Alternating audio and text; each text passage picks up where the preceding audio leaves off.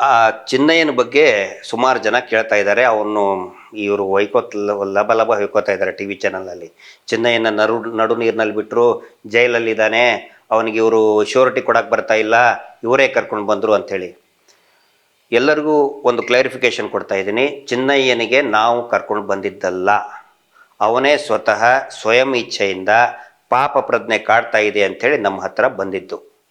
ಆನಂತರ ಚಿನ್ನಯ್ಯ ಅರೆಸ್ಟ್ ಆಗಿದ್ದು, ತದನಂತರದಲ್ಲಿ ಅವನು ಜೈಲಿಗೆ ಹೋಗಿದ್ದು ಸತ್ಯ ಹೇಳಿದ್ದಕ್ಕೆ ಜೈಲಿಗೆ ಹೋಗಿಲ್ಲ, ಸುಳ್ಳು ಹೇಳಿದ್ದಕ್ಕೆ ಅವನು ಜೈಲಿಗೆ ಹೋಗಿರೋದು. ಅವನು ಪ್ರಾರಂಭದಲ್ಲಿ ಸತ್ಯ ಹೇಳಿದಾಗ ನ್ಯಾಯಾಲಯದಲ್ಲಿ ನ್ಯಾಯಾಧೀಶರ ಮುಂದೆ 164 ಸ್ಟೇಟ್ಮೆಂಟ್ ಅಂದರೆ 183 BNSS ಪ್ರಕಾರ ಸತ್ಯವನ್ನು ಹೇಳಿದಾಗ ಚಿನ್ನಯ್ಯನು ಒಬ್ಬ ದೂರುದಾರ, ಅವನು ಸಾಕ್ಷಿದಾರ.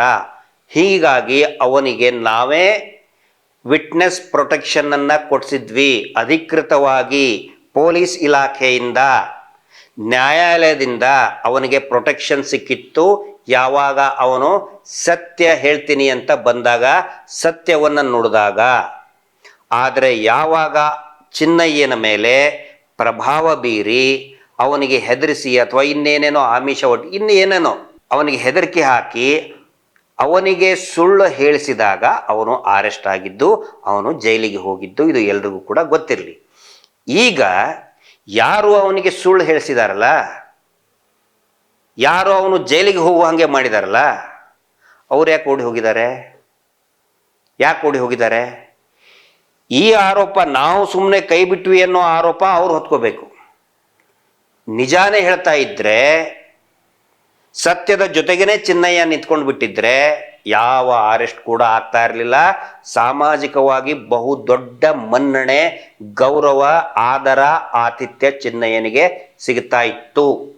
ಆದರೆ ಯಾವಾಗ ಅವನು ಸುಳ್ಳು ಹೇಳಿ ಪ್ರಭಾವಿಗಳ ಒತ್ತಡ, ಅವನಾಗೆ ಹೇಳಿದ ಅಂತ ನಾನು ಹೇಳಲ್ಲ, ಪ್ರಭಾವಿಗಳ ಒತ್ತಡಕ್ಕೆ ಮಣಿದು ಸುಳ್ಳು ಹೇಳಿದೋ ಅವಾಗ ಅರೆಸ್ಟ್ ಆಗಿದ್ದು. ಮತ್ತು ಚಿನ್ನಯ್ಯನ ಬಗ್ಗೆ ಅನೇಕ ನಿಗೂಢತೆಗಳು, ರಹಸ್ಯಗಳು ಇವೆ. ಬರುವಂತಹ ದಿನಗಳಲ್ಲಿ ಆ ರಹಸ್ಯಗಳು ಅವಾಗೇನೆ ಬಿಚ್ಚುತ್ತಾ ಹೋಗ್ತದೆ. ಅಲ್ಲಿವರೆಗೆ ನಾನು ಏನು ಹೆಚ್ಚಿನದಾಗಿ ಮಾತಾಡಲ್ಲ. ಈ ಧರ್ಮಸ್ಥಳದ ಡ್ರಾಮಾಧಿಕಾರಿಗಳೇ, ಪ್ರಭಾವಿಗಳೇ, ನೀವು ಇನ್ನೂ 100 ಚಾನಲ್ಗಳನ್ನು ಪರ್ಚೇಸ್ ಮಾಡಿ 1000 ಸುಳ್ಳು ಸುದ್ದಿಗಳನ್ನು ಹಬ್ಬಿಸಿದ್ರು ಕೂಡ ನಮ್ಮ ವಿರುದ್ಧ ಯಾವ ಕಾರಣಕ್ಕೂ ನಾವು ಕುಗ್ಗೋದಿಲ್ಲ. ನಾವಿಷ್ಟೇ ಅಲ್ಲ, ಇಡೀ ಕರ್ನಾಟಕದ ಜನ ಎದ್ದು ನಿಂತಿದ್ದಾರೆ ನ್ಯಾಯಕ್ಕೋಸ್ಕರ.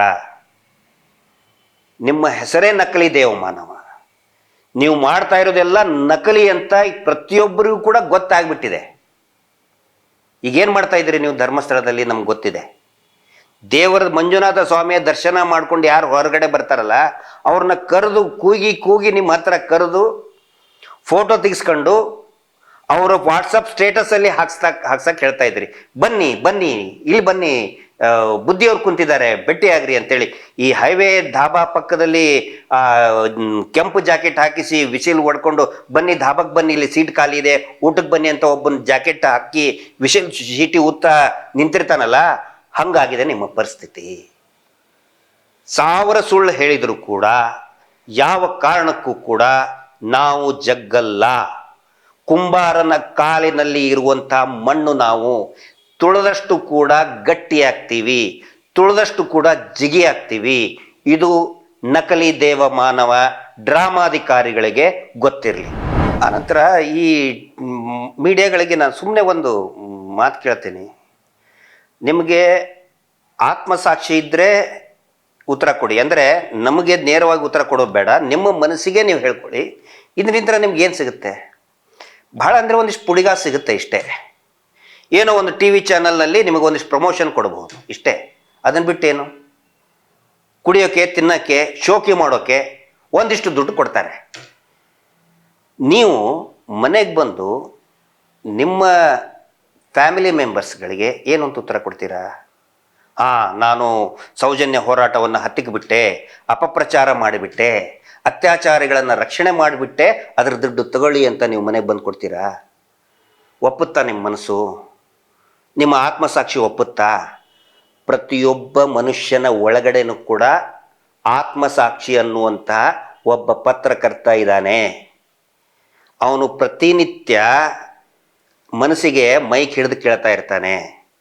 ಅವನಿಗೆ ಮನಸ್ಸಿನಲ್ಲಿರುವಂಥ ಆತ್ಮಸಾಕ್ಷಿ ಅನ್ನುವಂಥ ಪತ್ರಕರ್ತನಿಗೆ, ಮಾಧ್ಯಮದವರೇ, ನಿಮ್ಮಲ್ಲಿ ಒಳಗಡೆ ಇರುವಂಥ ಪತ್ರಕರ್ತನಿಗೆ ಏನಂತ ಉತ್ತರ ಕೊಡ್ತೀರಾ ನೀವು?